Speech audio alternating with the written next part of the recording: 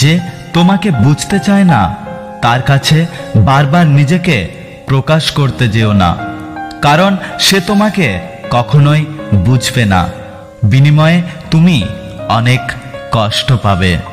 শারীরিক চাহিদা মেটানোর জন্য মানুষের অভাব নেই, কিন্তু একটা পবিত্র সম্পর্ক টিকিয়ে রাখার জন্য যোগ্য মানুষের বড্ড অভাব।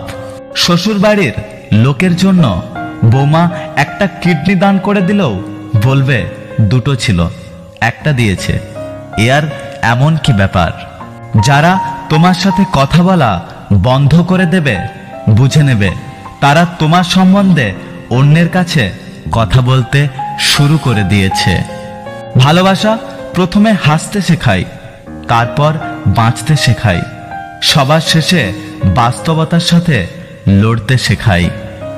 সময় তাকে দাও যে সময়ের মূল্য বোঝে, আর সম্পর্ক তার সাথে রাখো যে তোমার গুরুত্ব বোঝে। জীবনে দুই ধরনের মানুষের থেকে দূরে থাকো, এক ব্যস্ত মানুষ আর দুই স্বার্থপর মানুষ। কারণ ব্যস্ত মানুষ নিজের ইচ্ছে মতো কথা বলবে, আর স্বার্থপর মানুষ নিজের দরকারে তোমার সাথে কথা বলবে। এখন আমি পুরানো হয়ে গেছি, তাই তো আর গুরুত্বটা আগের মতো নেই। সম্পর্ক এমন হোক যার উপর গর্ব করা যায়। কালকে যতটা ভরসা ছিল আজও যেন ঠিক ততটাই হয়। সম্পর্ক শুধু সুখ দুঃখে পাশে থাকা নয়, সম্পর্ক এমন হোক যেন কাছে না থেকেও কাছে থাকার অনুভূতি পাওয়া যায়। পৃথিবীতে সবচেয়ে মূল্যবান সম্পদ হচ্ছে সুখ, যার ক্রেতা সবাই, কিন্তু বিক্রেতা শুধু ওপরওয়ালা।